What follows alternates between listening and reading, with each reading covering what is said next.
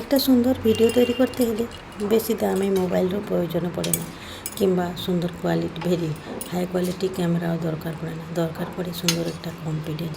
তোমার কাছে যদি কনফিডেন্স আসে, তুমি অতি অল্প সময়ের মধ্যে খুব সিম্পল জিনিসটাকেও দুর্দান্ত করে তুলবে। দেখেন আমি কিভাবে তৈরি করলাম।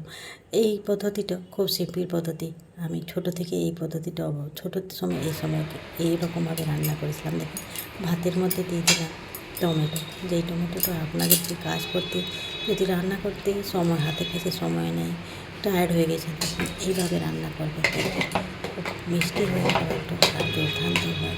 সারা জীবন মনে থাকবেন এইভাবে যদি রান্না করেন। একবার ট্রায়াল করে দেখেন। এইভাবে ভাতের মধ্যে টমেটোটা দিয়ে দিলাম, দিয়ে সেটা ভালোভাবে সিদ্ধ হয়ে গেল। দেখেন টমেটোটা ভাতটা যতক্ষণ অবধি না হয়েছে তার আগেই টমেটোটা বার করে নেবে, কারণ ভাতটা যদি হয়ে যায় তারপরে যখন ভাতের মধ্যে এটা মাখিয়ে যাবে, তখন বার করতে পারবে না। ভাতে জল থাকতে থাকতে টমেটোটা সিদ্ধ হতে বেশি সময়ও লাগে না, তাই এইরকমভাবে সিদ্ধ হওয়ার পর বার করে নেবেন।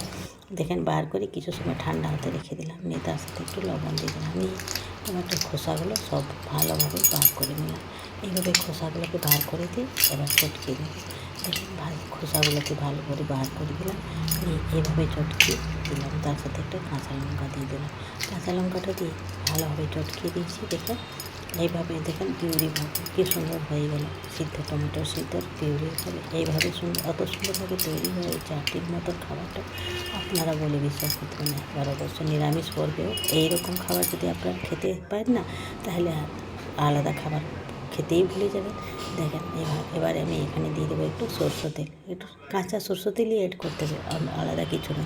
কাঁচা সরষে তেল দিয়ে দিলাম, তার উপরে একটু ধনিয়া পাতা কুচি। এখানে কিন্তু কোনো পেঁয়াজ রসুন পড়েনি, না কিচ্ছু পড়েনি, শুধুমাত্র নিজের কনফিডেন্সটুকু আছে আর খাবারটা যেন ভালো হবে। তারপরে দিয়ে দিলাম, দেখেন দিয়ে মাখিয়ে দিলাম ভালো করে। তার সাথে একটু লাস্টে বেলায় একটু লবণ অ্যাড করে দিতে হবে। হয়ে গেল। একটু চেখে দেখবেন লবণটা ঠিক হয়েছে না, কারণ আগে যদি একটু লবণ দিয়ে থাকে তারপরে সামান্য একটু লবণ আর একটু অ্যাড করে দেখলাম আমি লবণটা কম আছে, তার আর একটু লবণ দিয়ে আমি এবার খাবারটা বানিয়ে নিলাম। দেখুন এইভাবে আমি রান্না করতে করতে দেখেন আপনাদেরকে একটা আইডিয়া দিচ্ছি কি সুন্দরভাবে রান্না করতে হলে একটা নিজের মানসিকতা থাকা উচিত। মনোপ্রবৃত্তি ভালো থাকলে তাহলে আবার রান্নাটাও ভালো হবে। দেখেন এইভাবে রান্না, তারপরে এই দুটো বেগুন কেটে নিলাম আর ভালোভাবে খালি খালি করে কেটে এইভাবে ভেজে নিলাম।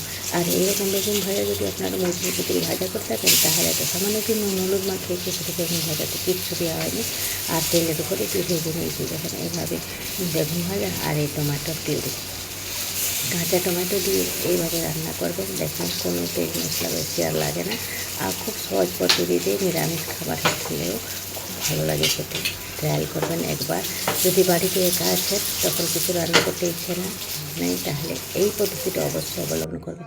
একবার হলেও জীবনে খাবেন, তাহলে সারা জীবন আপনার মনে থাকবে এইরকম খাওয়া।